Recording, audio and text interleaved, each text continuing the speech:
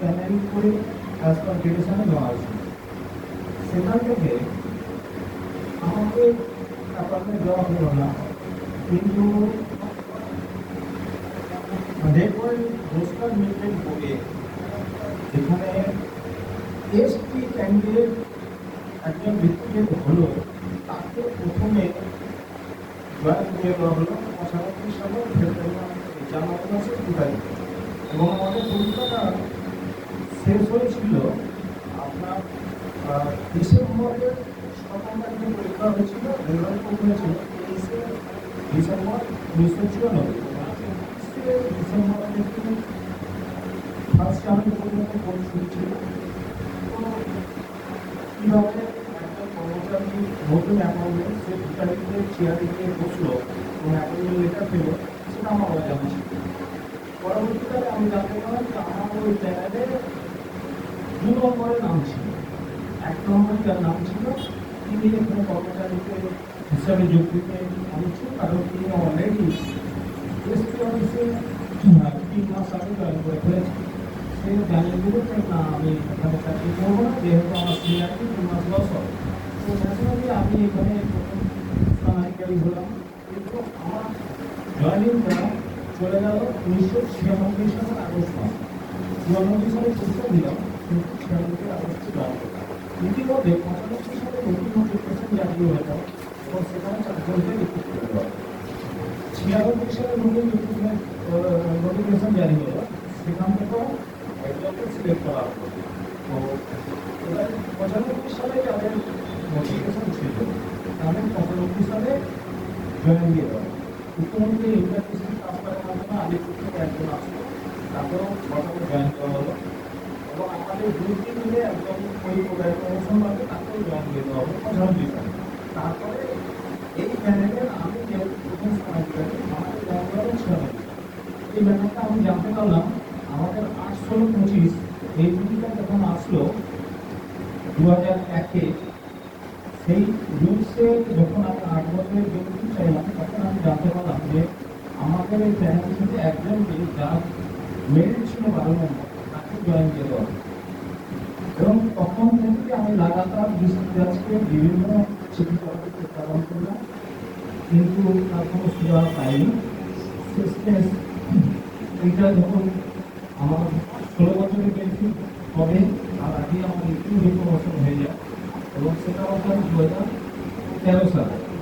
এবং এই সমস্ত লাগাতার চিঠিকাটি করার জন্য কিছু কিছু অন্য স্টাফের দুর্বলতা বা তাদের কাজের গাফিলতির জন্য তাদের সঙ্গে যেহেতু আমি লোয়ার ডিভিশন ক্লার্ক হিসেবে ছিলাম, আমাকে ফোকাস করা, আমার এগেস্টে প্রসিডিং করা, এই সমস্ত কিছু করতে থাকবে।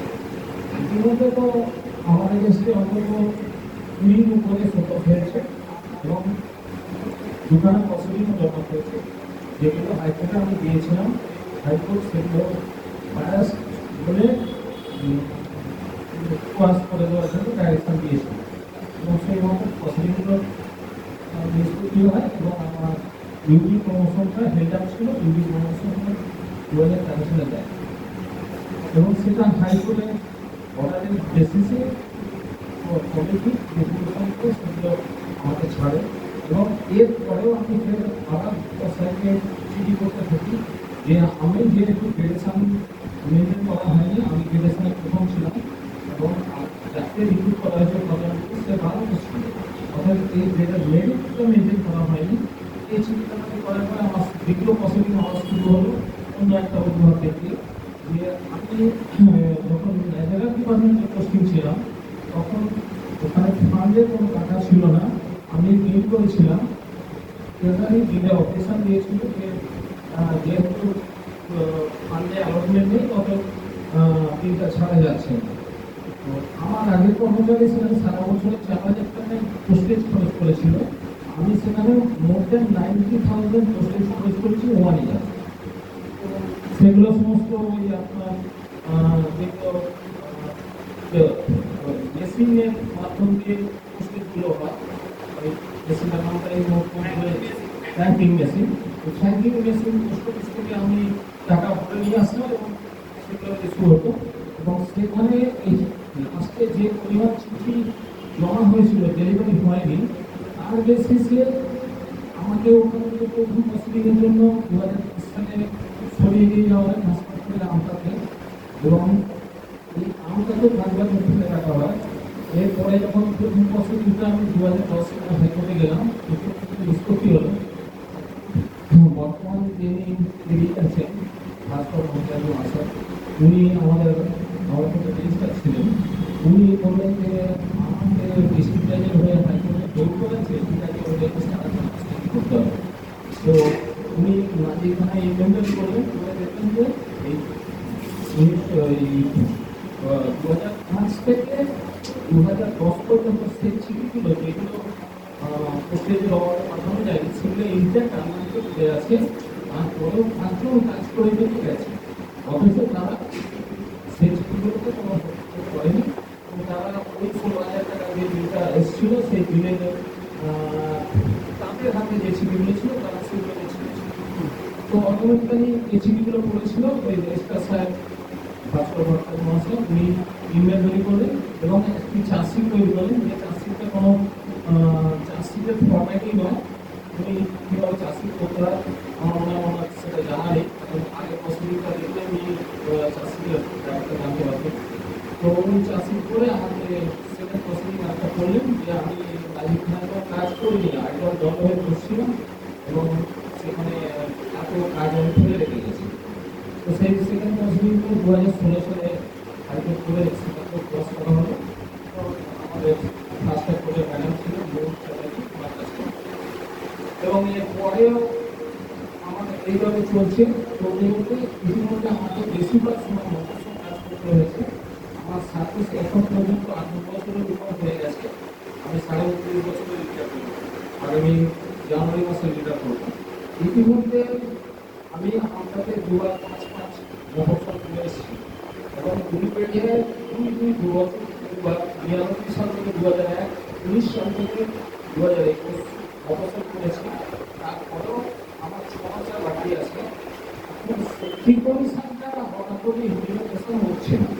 তো এই সেফটি কমিশনটা মোটামুটি সমস্ত জিও কালেকশন এবং সেফটি কমিশনের রিপোর্ট এই সমস্তগুলো স্টাডি করে একটা আইডিয়া, এবং বিভিন্ন কোর্টে আমাদের ওয়েস্ট বেঙ্গলের বিভিন্ন কোর্টে সেফটি কমিশন কীভাবে ইমপ্লিমেন্টেশন হচ্ছে, অনলাইনে তাদের ডকুমেন্টেশন লিস্ট, তাদের রিপোর্টগুলো সমস্ত দেখে সেই অনুপাতে আমি কোর্টে গেলাম। প্রথম কমিটিকে স্টাফ কমিটি হিসাবে আমি সেগুলো সাহায্য করেছি এবং গাইডলাইনটাও করেছি, এবং সেগুলো আমার কমিটি ফেলে দিতে পারেনি। তার রিপোর্টিংয়ের মধ্যে রেজলিউশনের মধ্যে সেগুলো সমস্ত রেখেছি, এবং সেই রাখার পরেতে যেহেতু ওনারা যে রেজলিউশন করে রিপোর্টটা দিলেন, সেই রিপোর্টে দুটো ভাগ, একটা ভাগ হচ্ছে policy how to making gradation list, আর আরেকটি ভাগ হচ্ছে গ্রেডেশন লিস্ট। যে যে স্টাফ আছে তাদের কি পজিশন আছে, সেই পজিশন মোতাবেক যে গ্রেডেশন লিস্ট আছে সেটা পাবলিশ করে ডাক গ্রেডেশন লিস্ট হিসেবে। এবারে এই ডাক গ্রেডেশন লিস্টের অবজেকশনের ডেট ছিল নভেম্বর 2022 এবং নভেম্বর 2022, এবং এখানে 1 মাসের সময় ধরা হয়। সেখানে যেহেতু পুজো ছুটি ছিল 2 মাস সময় দেওয়া হয়েছে। সেই 2 মাসের মধ্যেও কিন্তু প্রায় 40-42টা অবজেকশন করেছিল। তার নেগলিজেবল অবজেকশন ছিল প্রায় 25, যাদের কুমার বানানটা পুরো লেখা হয়নি, চন্দ্র বানানটা পুরো লেখা হয়নি, কারণ ওনারটা এই জায়গা ও হয়েছে, এবং এগুলো সার্ভিস রেকর্ড থেকে কালেকশন করে নেওয়া যায়। তো সেগুলোকেও ওনারা হিয়ারিং এর জন্য ডাকতেন। ইতিমধ্যে প্রায় 600টা কমিটি তৈরি হয়েছে, বিভিন্ন কমিটি বসেছে, আলোচনা করেছে, কিন্তু কোনোভাবে কাজে হয়েছে। আমি গত জানুয়ারি মাসে 2024-এ ব্যবসায়কে আমি একটা চিঠি দিয়ে জানালাম যে আমার 25 জানুয়ারি মাসে রিটায়ারমেন্ট আছে, জুলাই মাসে আমার পেনশনটা 6 মাস আগে জমা দিতে হবে। অর্থাৎ সেফটি কমিশনটা ইমপ্লিমেন্ট করলে আমার এই মুহূর্তে আমার পেনশনের যে বেনিফিট বা পেনশন আমার 5,000 টাকা কমানো, প্রায় 10,000 টাকা আমার স্যালারিতে রিফান্ড হচ্ছে। কারণ হচ্ছে আমার গ্রেড 1 প্রমোশন 2015 সালে দিই, গ্রেড 2 প্রমোশন আমার 2023 সালে দিই। তাহলে এই ডিউটা আমার প্রায় এখন যদি আমাকে 14 নম্বর স্কেলে আমার এখন পজিশন হচ্ছে 2023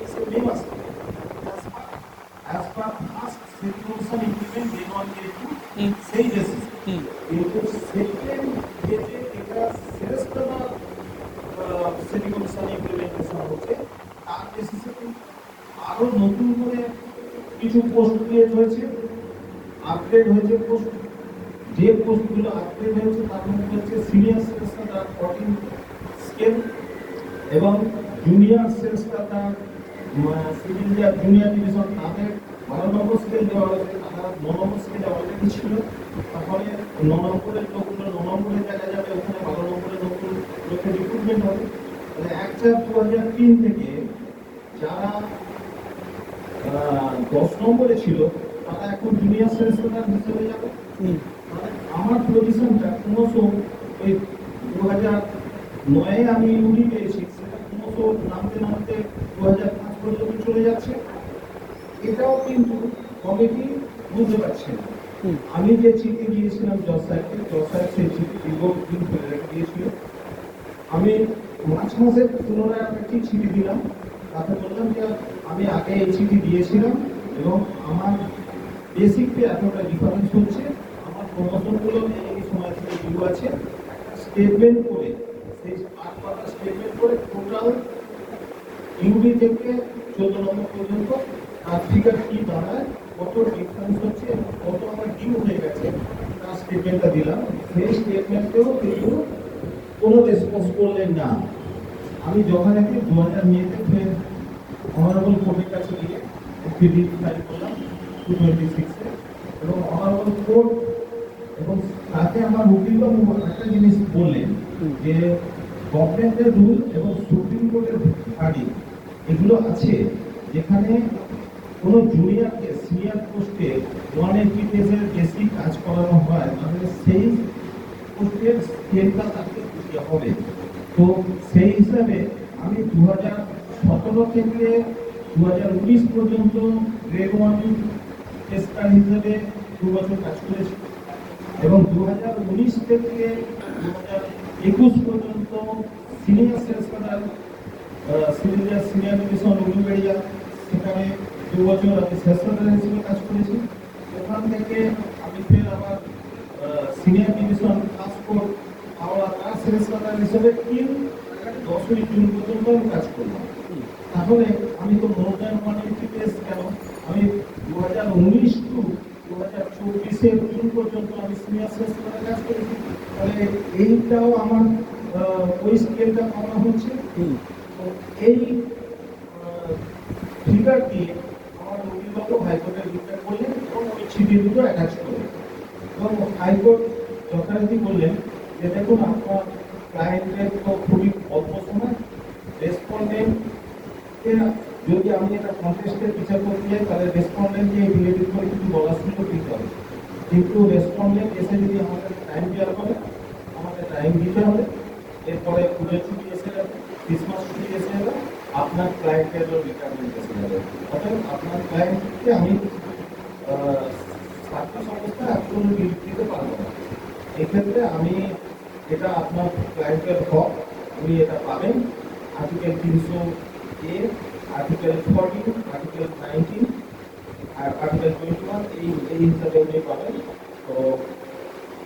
তো দশায় বলে অরিন্দম মুখার্জি 23 নম্বর কোর্ট ওনার পক্ষে বলেন এবং উনি 2500-এ এই অর্ডারের কপি উনি প্রিন্সিপাল সেক্রেটারি ওনার কাছে ফরওয়ার্ড করলেন এবং ওনাকে বলে দিলেন যে অ্যাজ পার রুলস রেগুলেশন এবং অর্ডার এই সমস্ত দেখে এমপ্লয়ি যাতে বেটারমেন্ট বেনিফিট ফিনান্সিয়াল বেনিফিট পায় সেটা ডিসিশনকে এইটা এই পজিশনে হয়ে আছে। ইতিমধ্যে ওই চিঠি দুটো নিয়ে রিলেশন কমিটি 11 সালে কল করলো যে ওই চিঠি দুটো হেয়ারিং আছে। তো আমি ওই চিঠি দুটো হেয়ারিং আছে শুনে একটু আশ্চর্য হয়ে গেলাম। তো যথারীতি যখন কমিটি বলেছেন আমাদের আসতে হবে, আমি কমিটির কাছে আসলাম। কমিটি আমাকে জিজ্ঞাসা করলেন যে আপনার রিলেশনের সম্পর্কে অবজেকশন নেই। আমি বললাম আমার তো কোনো অবজেকশন নেই, আপনি চিঠি দিয়েছেন না। আমি বললাম যে চিঠি তো আমি রিলেশন লিস্টে কোনো অবজেকশনে দিইনি, আমি তাহলে চিঠি দুটো হয়তো 10 টাকা করে পড়েনি আর আমারও চিঠি দুটো দেখেনি কি লেখা আছে। তো আমার চিঠির বক্তব্য হচ্ছে যে আমি জানুয়ারি মাসে দিচ্ছি 24-এ, আমার 25শে জানুয়ারিতে রিটায়ারমেন্ট এবং জুলাই 24-এ আমার পেনশন পেপার সাবমিট করতে হবে। অতএব সেবি কমিশন 2022 থেকে উইথড্রল হয়ে গেছে। এটা যাতে ক্লিয়ার করে সেবি কমিশন আমাকে দেওয়া হয় এবং আমার সাপোর্টের যে জুনিয়র স্টাফের আছে সবাই যাতে বেনিফিট হয় এবং লিডার স্টাফেরও বেনিফিট হয়, ক্লিয়ার আছে। তো এটাই বক্তব্য দেওয়া আছে। তো এখানে আমার তো আপনারা কেন রাখবেন আমি বুঝতে পারলাম না। তো তাহলে ঠিক আছে, আপনি তাহলে স্পিডি ডিসপোজ করতে হ্যাঁ বলেন যে তো আমার হাইলাইনে রেজলিউশনে লিখবো এখানে নিয়ে তারপরে যথারীতি আমি জিজ্ঞাসা করলাম তাহলে কি আমি করতে পারছি, ওনার একটা উত্তর বলেন। তো এখন ওনাদের সমস্ত অবস্থান ক্লিয়ার হয়ে গেছে। আমাকে লাস্টে দেখেছিলেন আমার অবস্থানে শুনে মিলে তারপরেও যদি ওনারা বর্ণন করেন তো তারপরে ইতিমধ্যে আমাকে তো কংগ্রেসের ট্রান্সফার করেছেন। আমি তখন ওনাদেরকে বললাম আমি 10-এর ইন্টারভিউ নিয়ে গেছি এবং আমি ওখানে প্রশ্ন করেছি যে আমি 14 নম্বরের অ্যাটেন্ডেন্সে সই করছি, আমি কাজ করছি ডেপুটেশন 3rd দিকের এমবিবিএস করে অর্থাৎ 12 নম্বর স্কেল এবং আমার মাইনে হচ্ছে 10 নম্বর স্কেল। তাহলে আমার অ্যাকচুয়াল পজিশন দেখো, আমি 10 নম্বরে মাইনে পাচ্ছি, 12 নম্বরে কাজ করছি, 14 নম্বরে অ্যাটেন্ডেন্স করছি। এইটাকে এখন দশায় বুঝলেন না, তাহলে আমার 10 নম্বরে মাইনে দিচ্ছেন যখন তখন আমাকে 10 নম্বরে বসে কাজ করাতে হবে। সেই হিসাবে আমাকে নিয়ে গেছেন, অগ্নিগড়িয়া এখন আছি। কিন্তু এটাতেও আমি নেট থেকে অনেক জিও বার করলাম। সিকিম গভর্নমেন্ট, ওয়েস্ট বেঙ্গল গভর্নমেন্ট, আমাদের ফুড কর্পোরেশন অফ ইন্ডিয়া, সেন্ট্রাল গভর্নমেন্টের ট্রান্সফার পলিসি গাইডলাইন। তো সেখানে দেখলাম যে সেন্ট্রাল গভর্নমেন্ট করে দিয়েছে রিটায়ারমেন্টের 3 বছর আগে কাউকে স্টেশন ট্রান্সফার করা যায়। ওয়েস্ট বেঙ্গল গভর্নমেন্ট বলে দিয়েছে 2 বছর আগে কাউকে স্টেশন ট্রান্সফার করা যাবে না, প্রয়োজন হলে টেবিল ট্রান্সফার করতে হবে। এছাড়াও আরো আমাদের Food Corporation of West Bengal, health department, এদের জিওগুলো এখানে তো বলা আছে যে 52 to 60 এই এজ যে সিনিয়র এমপ্লয়িরা থাকবে তাদেরকে যাতে রিটায়ারমেন্টের পরে অফিসের সঙ্গে কোনো কারণবশত যোগাযোগ করতে হয়, সেখানে হোম থেকে নিয়ে স্টেশনে তাকে রাখতে হবে, সেটাও ওনারা মান্যতা দেননি। এবং সর্বোপরি যেটা হচ্ছে ওখানে যিনি বলবেন তিনি 10 নম্বরের বটমে আছেন, আর আমি ওখানে কাজ করছি তারা জানেন আমি 10 নম্বরের টপে আছি। এটাও একটা মূর্তি মতো করা যে একটা সিনিয়র সে একটা জুনিয়র কাজ করবে। তো যাকে আমি সেটা কমিটিটাকে বললাম যে দেখুন আমার চিঠির বাইরে একটা বক্তব্য আছে, যদিও এটা আপনারা শোনার দরকার নেই, কিন্তু এটা আপনাদের একটু বলে দিচ্ছি। কারণ হচ্ছে এটা আমার একটু অনেকদিন ধরে বলার সুযোগ পাচ্ছি না, সেই কারণে যদি পারমিশন দেন বলে আমি এটা বললাম যে এই জিওগুলো ব্যবসায় তো প্রাইভেট করেছেন, আমার ট্রান্সফার করেছেন। তো আমি সেই ব্যাপারে ব্যবসাকে একটা রিপ্রেজেন্টেশনও দিয়েছি। তো দেখা যাক ব্যবসায় কী করে। ধন্যবাদ সকলকে। আমার